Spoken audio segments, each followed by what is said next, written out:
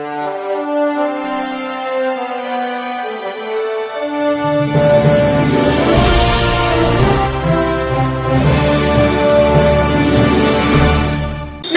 मी Shweta Pawar, city TV लाईव्हच्या बातमीपत्रात आपलं स्वागत आहे। सोलापूर शहर काँग्रेस कमिटीच्या वतीनं जगज्योती महात्मा बसवेश्वर महाराज यांच्या जयंतीनिमित्त